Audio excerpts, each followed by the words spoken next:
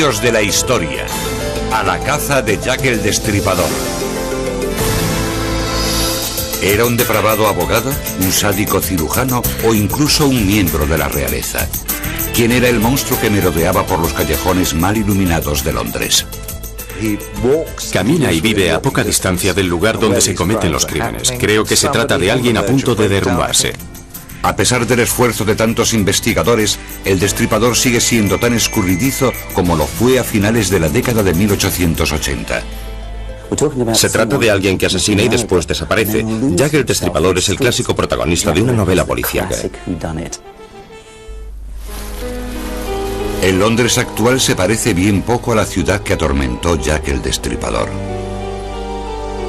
El alumbrado de gas y los hermosos carruajes que salpicaban la ciudad hace mucho que han desaparecido, reemplazados por grandes estructuras de cemento y cristal. Uno de los pocos edificios que quedan de la época del violento reinado del Destripador es un pequeño y modesto convento, testigo solitario del mal que azotó el East End londinense hace tantos años. En 1888, el East End londinense no es más que un gueto que ocupa una extensión de 2 kilómetros cuadrados. Las andrajosas masas que lo consideran su hogar deben luchar día a día por sobrevivir. Era el barrio bajo de la metrópolis, una zona horrible llena de tugurios y pobreza. Había judíos askenazi llegados de Rusia y Polonia y muchos inmigrantes irlandeses que habían llegado por el hambre de la patata. Era una zona ruidosa, bulliciosa, un barrio sucio y muy violento.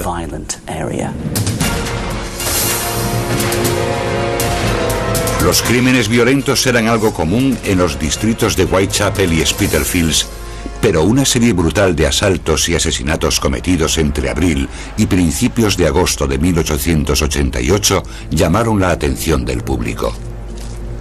Entre las víctimas se encuentra Emma Smith, una mujer de 45 años que el 3 de abril es atacada con un instrumento contundente. Muere al día siguiente.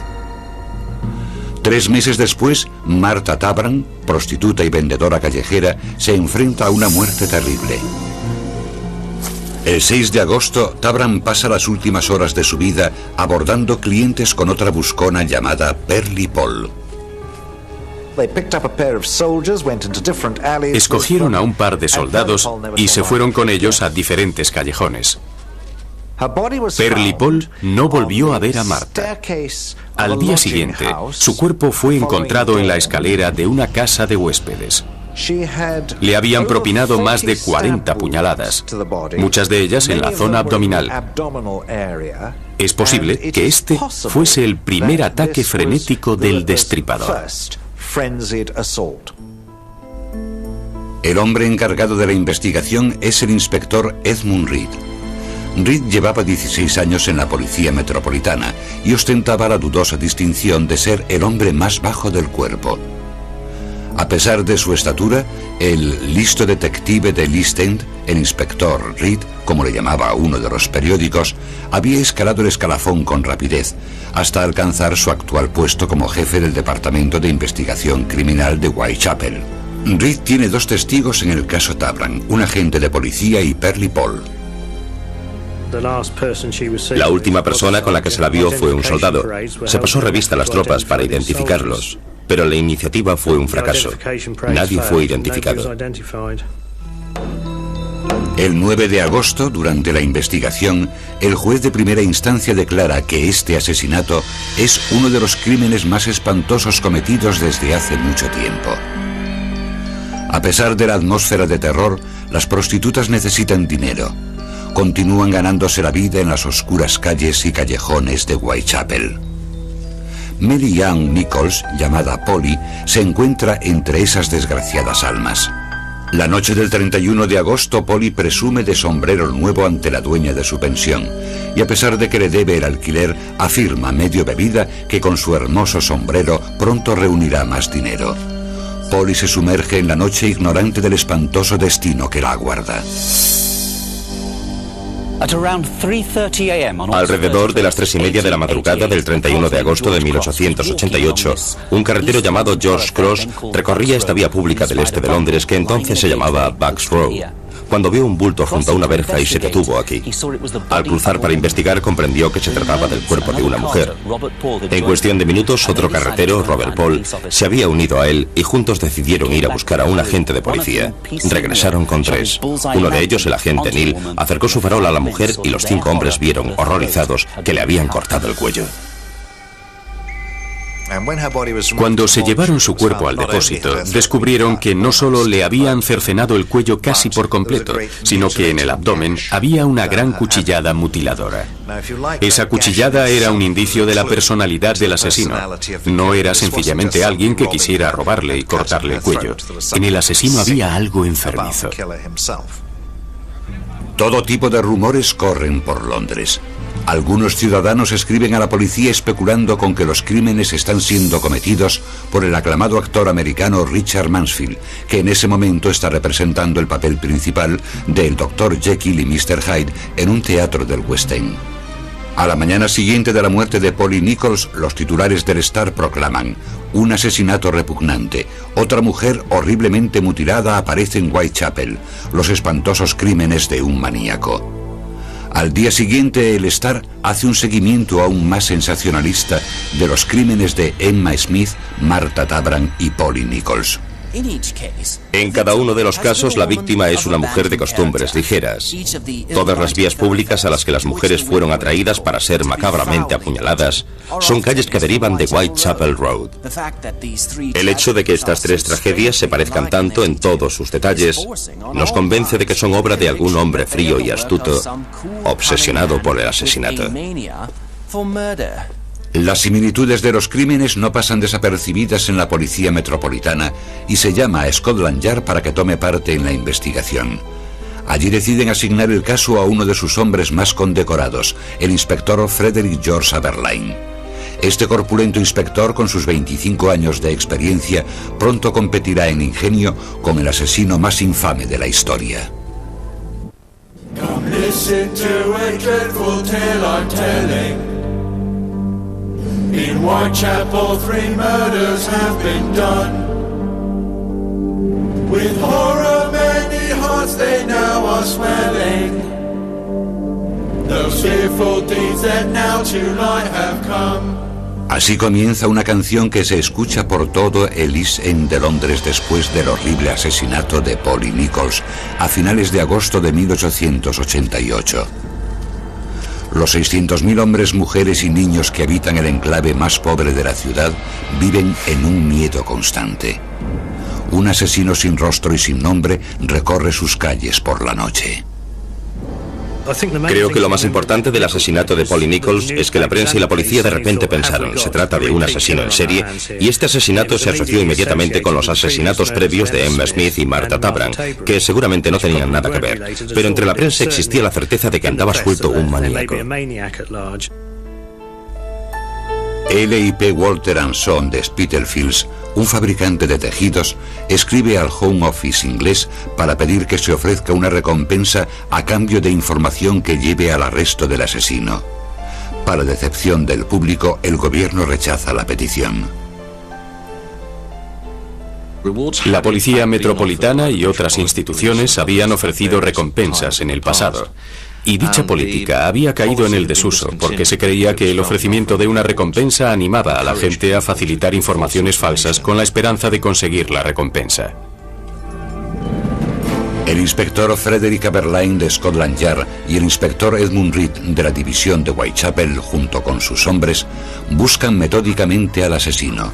La prensa examina a fondo cada uno de sus movimientos. La presión ejercida sobre la policía era terrible. En parte no tenía que ver con el cuerpo. Estaban a punto de celebrarse las primeras elecciones al Ayuntamiento de Londres y el Partido Radical tenía esperanzas de ganar en el East End.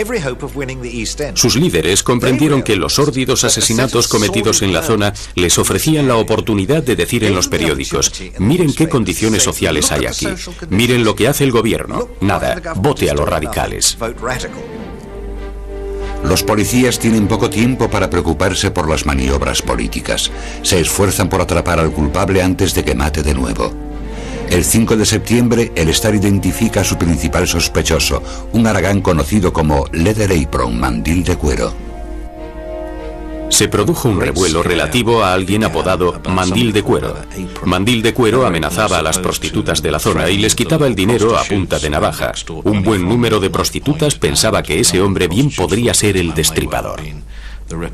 Lo importante es que se supo que Mandil de Cuero era judío, lo que a punto estuvo de provocar disturbios antisemitas al sugerirse que un judío estaba cometiendo los asesinatos. Y mientras la tensión va en aumento y se intensifica la búsqueda de Mandil de Cuero, el asesino ataca de nuevo, el 8 de septiembre, antes del amanecer. Su víctima es una prostituta de 47 años, Annie Chapman. Fue en el patio del número 29 de Hambury Street y por supuesto la había mutilado. Había abierto la cavidad abdominal por completo. El aparato genital de la víctima estaba sobre su hombro. Le había extirpado el útero y se lo había llevado. Le había cortado el cuello. No resultaba nada agradable. Esta vez la policía tiene un testigo directo, la señora Long, que pasaba por allí la noche del crimen. La señora Long identificó a Chapman como la mujer a la que había visto hablando con un hombre frente al número 29 de Hambury Street. Describió a dicho hombre como un poco más alto que la mujer, y Chapman medía 1,52 m. Dijo que parecía extranjero. No sabemos por qué pensó que parecía extranjero. También le oyó decirle a la mujer, ¿lo harás? A lo que ella contestó, sí. En la prensa de la época se publicó un detalle descriptivo más, que no aparecía en los archivos policiales, y es que el hombre llevaba un abrigo largo y un gorro de cazador. Además del testimonio de la señora Long, en el patio trasero del número 29 de Hambury Street se encuentra un mandil de cuero. 2 días después, el sargento William Thicke, de la Policía Metropolitana, arresta al limpiabotas John Pizer, el supuesto mandil de cuero. La policía debe enfrentarse a las airadas masas mientras lleva a Pizer a la comisaría para interrogarlo. Los gritos de asesino y mandil de cuero llenan el aire. El historial de Pizer no era bueno.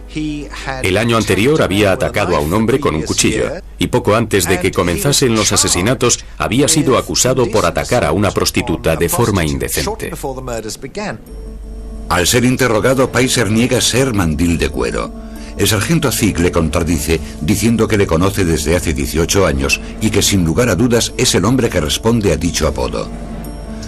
Finalmente Pizer presenta una coartada creíble y queda en libertad. El mandil de cuero hallado en el patio resulta ser también una falsa pista, pertenece a un vecino. Para mayor frustración de Scotland Yard, otros sospechosos que habían sido detenidos quedan libres de toda sospecha.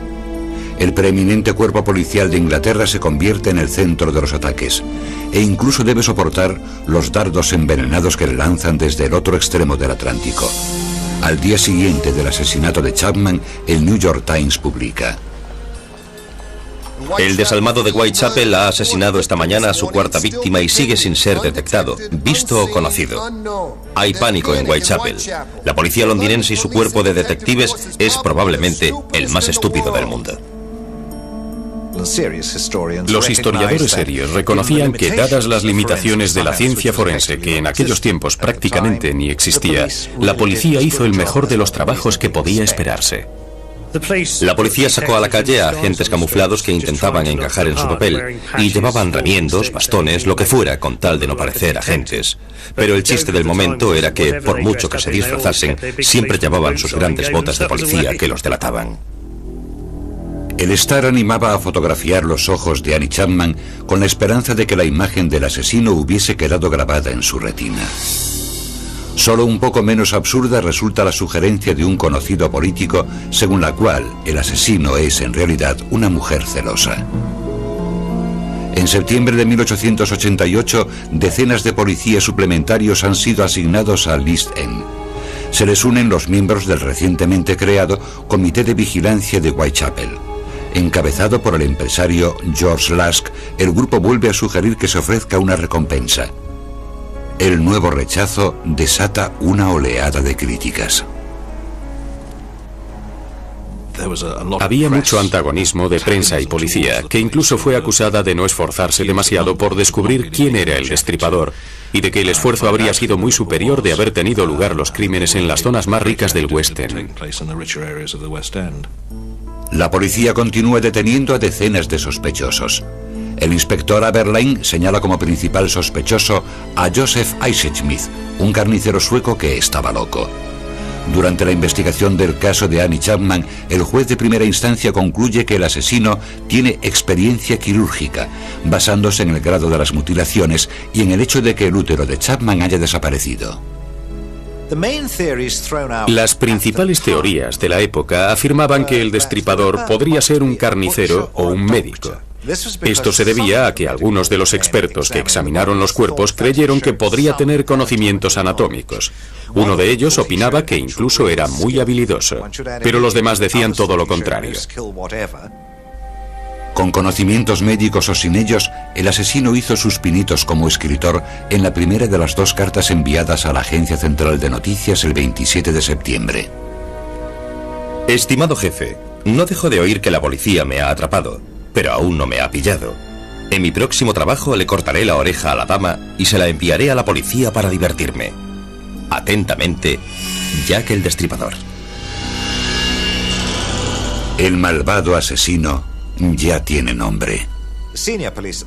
Los mandos de la policía de la época pensaron que las cartas eran obra de algún periodista que quería mantener viva la historia. La mayoría de los estudiosos serios de la actualidad están casi seguros de que dichas cartas no procedían del asesino. Pero ¿qué nombre había creado Jack el Destripador?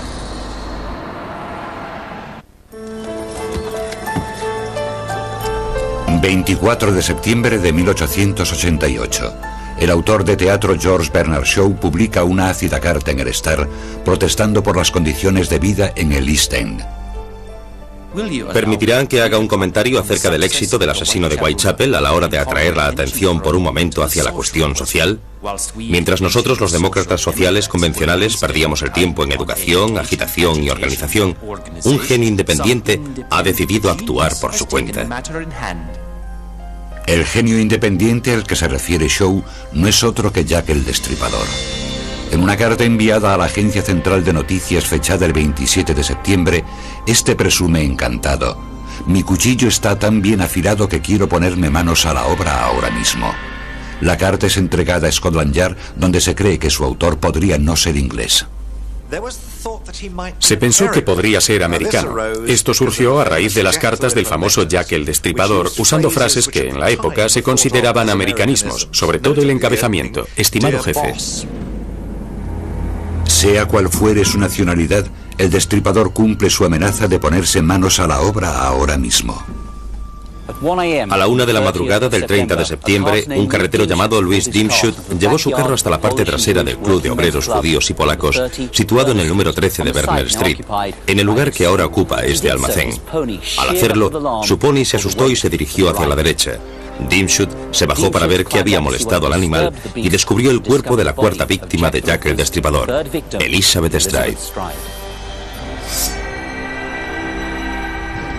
Solo le habían cortado el cuello. Lo que se argumenta para contarla como víctima del destripador es que el asesino se vio interrumpido por la llegada del testigo Dimschut, su caballo y su carro, y el asesino se marchó sin mutilarla más. Yo no creo que Stride fuese víctima del destripador, pero no puedo demostrarlo. La policía llega enseguida al lugar del asesinato y dirige un registro intensivo de la zona. Creen que el asesino podría estar acechando en las sombras. Y mientras la policía peina el barrio, a 1 kilómetro de allí, en pleno centro de Londres, está a punto de desarrollarse otro horrible acontecimiento. A la 1:45 de la madrugada del 30 de septiembre de 1888, el agente Watkins de la policía municipal entró en Mitre Square. Con su farol comenzó a registrar las esquinas de la plaza. Cuando iluminó este punto de aquí, vio un fardo, se aproximó a él y se tropezó con el cuerpo de Catherine Eddowes, la 4ª víctima de Jack el Destripador.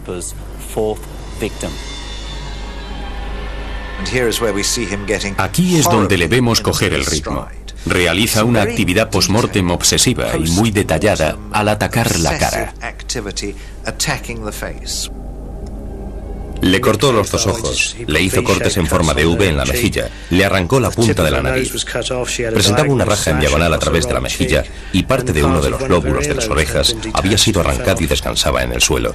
El abdomen estaba totalmente abierto y le había sacado los intestinos. Se llevó el riñón izquierdo y el útero. Por primera vez desde que habían comenzado los crímenes, la policía encuentra pistas importantes en Gulston Street, en el East End. Una es un trozo de mandil, que es importante porque era un pedazo del mandil de Catherine Eddowes. Él lo había utilizado para limpiarse las manos y estaba lleno de sangre y de restos del interior del cuerpo de la víctima. La segunda pista es un enigmático mensaje garabateado con tiza en un muro próximo. Los judíos son los que no serán culpados de nada. Creo que la explicación a la frase del muro de Gulston Street es que se trataba de una simple pintada. Yo creo que no tenía nada que ver con el caso. No hay duda de que el mandil era de Eddowes, pero seguramente la frase ya estaba escrita en el muro desde antes. A pesar de las objeciones presentadas por la policía de la City, el comisario de la Policía Metropolitana, Sir Charles Warren, ordena que el mensaje sea borrado. Creía que cualquier cosa relacionada con los judíos y próxima a una pista auténtica del destripador podría desencadenar una revuelta antisemita que ya había amenazado con estallar cuando se supo que la policía buscaba a un judío. Aparecen varios testigos que han visto a ambas mujeres poco antes de sus muertes. Israel Schwartz, inmigrante húngaro, presencia cómo un hombre asalta a Elizabeth Stride minutos antes de ser asesinada. Schwartz llega a describir al atacante de Stride como un hombre de 1,67 de altura, ropa y pelo oscuros, un pequeño bigote marrón y gorra de visera. Mientras, en el caso de Catherine Eddowes, también hay un testigo. El hombre al que Joseph Lawindy ve con Eddowes se diferencia mucho del atildado desconocido al que hoy asociamos con Jack el Destripador. A cualquiera que se le mencione el nombre de Jack el Destripador, se le presenta la imagen de un hombre con sombrero de copa y un maletín, acechando en las sombras en busca de una inocente presa. Pero no sería ese su aspecto. Si alguien así se hubiese acercado a las prostitutas en esos momentos de pánico, habrían gritado para llamar la atención. Por las descripciones sabemos que llevaba un gorro de visera y que seguramente vestía un chaquetón de marinero y una bufanda holgada alrededor del cuello. De parecerse a alguien, sería a un marino. Se trata de alguien que asesina y después desaparece en las calles, donde habría alrededor de 10.000 personas. Para lograrlo, tiene que haber sido alguien que no se diferenciara de la multitud. ¿Cómo es capaz el destripador de cometer tan horribles mutilaciones y después escapar sin estar cubierto de sangre? El detective Edmund Reed describió más adelante la frustración de la policía y el astuto modus operandi del asesino. La posición de la sangre y del cuerpo mostraban que él le había cortado el cuello con la mano derecha, de derecha a izquierda, haciendo que la sangre saliese despedida en dirección contraria a donde él se hallaba, por lo que probablemente sus ropas no se mancharían de sangre. Una de las principales dificultades del caso radicaba en que el ingenio sobrepasaba a la razón. A la mañana siguiente del doble asesinato, la Agencia Central de Noticias recibe una provocadora tarjeta de Jack el Destripador. Está escrita en tinta roja y coincide con la letra de su correspondencia previa. Se cree que la carta fue escrita el 30 de septiembre, fecha de los crímenes. No bromeaba, estimado jefe, cuando le di el chivatazo. Mañana tendrá noticias del trabajo del bueno de Jack. Esta vez la cosa es doble. La primera chilló un poco y no pude rematarla. No me dio tiempo a quitarle la oreja para la policía. Gracias por retener mi última carta hasta que volví al trabajo. Jack el Destripador. El mismo día en que llega la carta, el alcalde de Londres ofrece una recompensa de 500 libras por cualquier información que lleve a la condena del asesino de Catherine Eddowes. Recibe casi 1.400 pistas. El miedo al destripador lleva a muchas prostitutas a abandonar su trabajo nocturno. Scotland Yard incrementa el número de hombres patrullando de 27 a 89.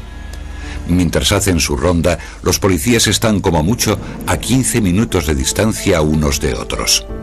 Se publican copias de las dos cartas y se pegan sus reproducciones por todo el East End con la esperanza de que alguien reconozca la letra.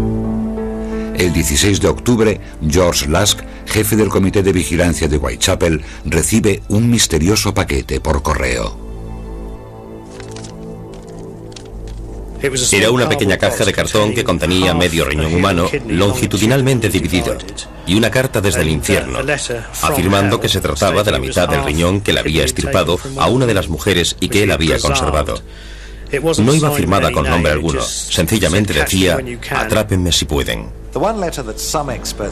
La única carta que, según algunos expertos de la actualidad, podría ser auténtica es la carta de Lusk. Pero lo del riñón es otra de las cosas que no está muy clara. Durante mucho tiempo todos creíamos que era falso, pero no hace mucho, Nick Warren, editor de Riperana, que es cirujano, ha estudiado a fondo el informe médico de Catherine Eddowes, y existen motivos médicos para pensar que el riñón pudo haber sido de Catherine Eddowes.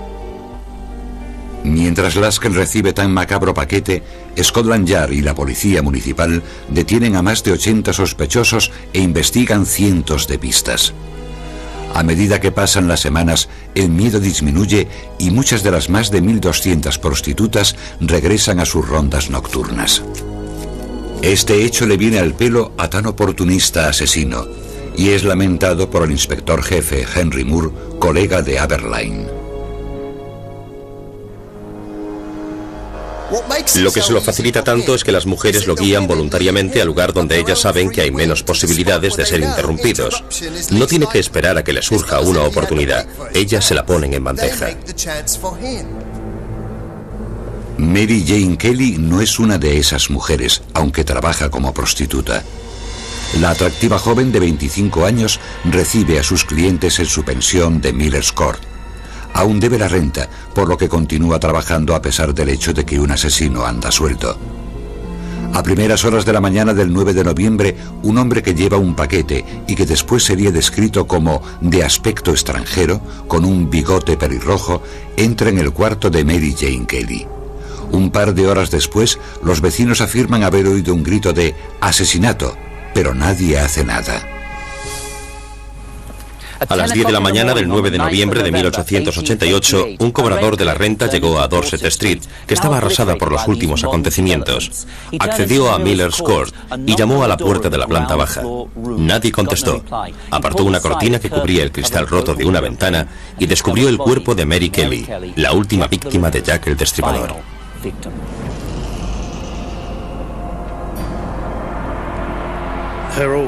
Sus órganos estaban esparcidos por toda la cama y había trozos de carne sobre la mesilla de noche. Le había cortado los muslos hasta el fémur. La había dejado virtualmente sin cara. En el caso de Kelly, si le extirpó algún órgano y se lo llevó, fue el corazón, y no como en los dos casos anteriores, el útero. Era un espectáculo terrible. Al menos 5 mujeres han muerto a manos de Jack. Una turbada reina Victoria telegrafía al primer ministro exigiendo que se lleve a cabo alguna acción categórica. El Consejo de Ministros autoriza el perdón para cualquiera que se declare cómplice del asesino de Kelly. Mientras Scotland Yard vuelve a aumentar el número de sus patrullas de 89 a 143 hombres. Pero no basta, y además ya es tarde, porque los crímenes cesan de forma misteriosa. ¿O no? Durante un periodo de 8 meses en 1888, al menos 5 e incluso 8 asesinatos le son atribuidos a Jack el Destripador. Después del espantoso crimen de Mary Jane Kelly en noviembre de ese mismo año, la policía se refuerza para el próximo acto maligno del loco. Pero misteriosamente, los asesinatos se detienen. No existen dudas de que los asesinatos cesaran, ya sea porque el asesino murió o porque fuera arrestado, encarcelado o no pudiese moverse por algún otro motivo. También es posible que se mudase a otro lugar y sus nuevos asesinatos pasasen desapercibidos. No existen otros motivos por los que los asesinatos de este tipo dejan de cometerse.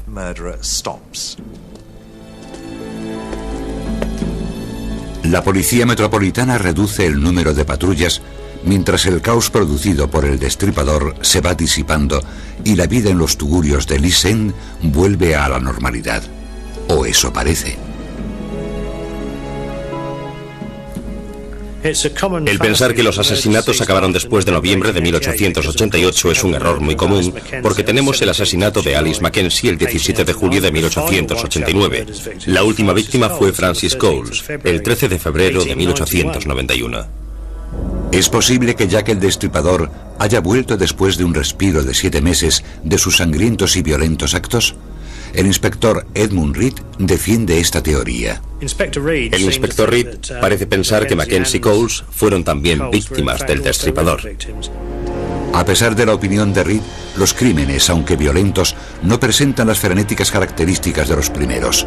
Algunos expertos sugieren que son obra de un imitador.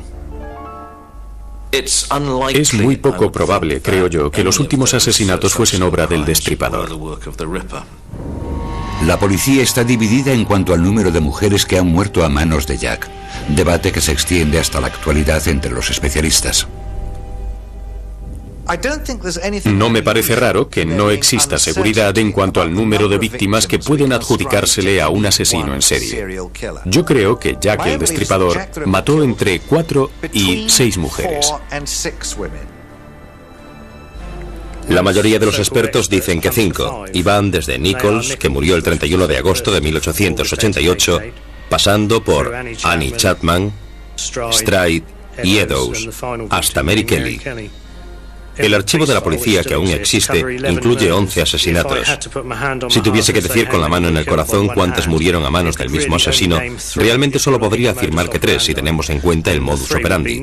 Esas 3 fueron Nichols, Chapman y Eddowes. Pero un tema aún más controvertido es el de la identidad del propio asesino. En 1894 el periódico The Sun publica un memorándum escrito por Sir Melville Macnaghten, subjefe de policía del Departamento de Investigación Criminal de Scotland Yard. Redactó un documento en el que nombraba a 3 personas que a él le parecían posibles sospechosos: Druitt, Ostrock y Kosminski. Esta mención de 1894 es la primera de dichos nombres en relación con los asesinatos. Druitt era maestro y abogado. Se suicidó a finales de 1888, poco después del asesinato de Mary Kelly. Parece ser que temía estar volviéndose loco. No tenemos ni idea de por qué se le consideró candidato a ser Jack el Destripador, a excepción del hecho de que Macnaghten afirma que su familia pensaba que posiblemente él era el asesino. Se cree que el segundo sospechoso es Aaron Kosminski, un peluquero judío de origen polaco que en 1888 es incapacitado legalmente. Sir Robert Anderson, jefe del Departamento de Investigación Criminal de Scotland Yard, afirma que un testigo identificó a este hombre como el asesino. Al final se demuestra que las acusaciones de que odiaba a las mujeres y de que mostraba fuertes tendencias homicidas eran infundadas, y Kosminski deja de ser un sospechoso para la mayoría de los expertos. El último sospechoso es Michael Ostrock, un estafador ruso que se hace pasar por muchas cosas, desde cirujano a sacerdote. Creo que a Ostrock podemos tacharlo sin problemas. Era un hombre mucho mayor, era un estafador y un ladronzuelo, y es muy posible que en la época de los asesinatos estuviese en Francia. Macnaghten y Anderson son solo 2 de los muchos hombres interesados en los crímenes de Whitechapel. Pero, ¿y los policías que trabajan en las calles? ¿Quién, según ellos, cometió los crímenes? En 1903, Frederick Aberline sospecha de George Chapman, un hombre condenado por envenenar a sus 3 esposas. Aberline creía que si eres lo bastante malvado como para envenenar a tus esposas, también lo eres como para ser Jack el Destripador. Pero psicológicamente se trata de 2 tipos de crimen diferentes. Chapman no era Jack el Destripador. Sin embargo, Aberline también afirma que Scotland Yard sabe tan poco ahora sobre el asunto como hace 15 años. Cuando un periodista americano visita el Museo del Crimen del Scotland Yard, pregunta por qué no existen reliquias de Jack el Destripador. El policía que guía la visita le contesta: existen tantas pistas que nos lleven a la identidad de ese sujeto como las que podrían llevarnos a la identidad de un asesino que matará dentro de 100 años. Y aunque han pasado más de 100 años desde que Jack el Destripador mató a su última víctima, el caso sigue resultando atractivo para los investigadores del crimen, tanto aficionados como profesionales. Año tras año se publican libros y teorías, y cada año parece que lo hemos atrapado. Tiene que ser él, lo es, me ha convencido. Pero leemos el siguiente libro y pensamos, oh, ese también podría ser él. La caza de Jack el Destripador ya no tiene lugar en las calles del East End londinense. En lugar de eso, los hombres y mujeres que buscan su auténtica identidad pasan infinitas horas examinando miles de documentos en bibliotecas y archivos de todo el mundo.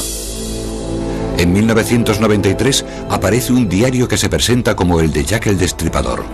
Su supuesto autor es James Maybrick, un comerciante de algodón de Liverpool que murió en 1889. Muchos expertos son convocados para certificar la autenticidad del documento.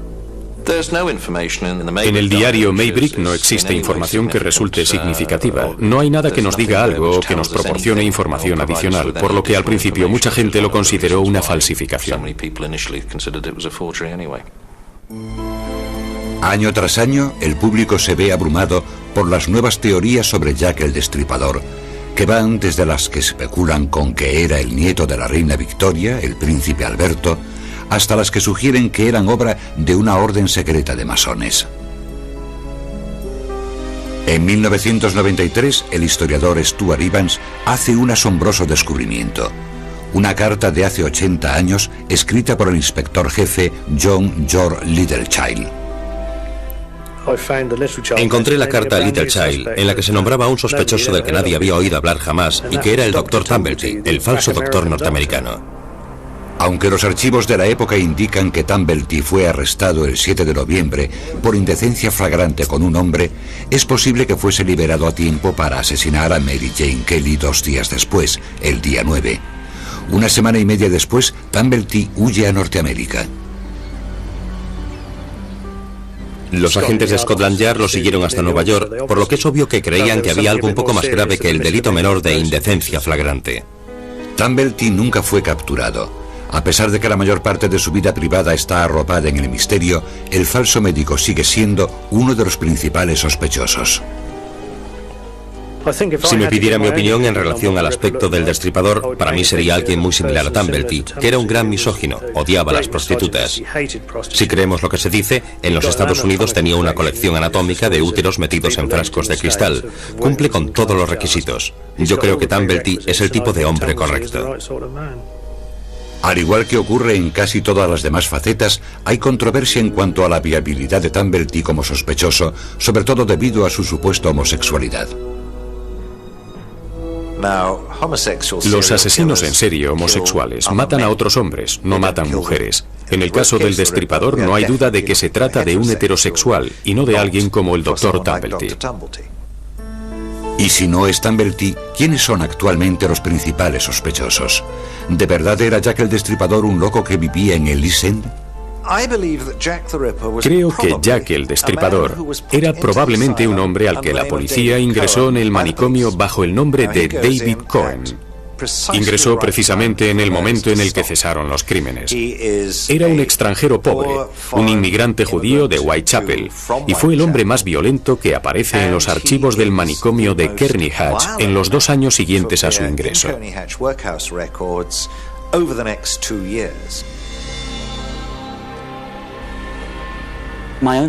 En mi opinión personal, y como dicen muchos de los agentes de policía que trabajaron en el caso, era un sencillo inmigrante judío de origen polaco que vivía en pleno barrio.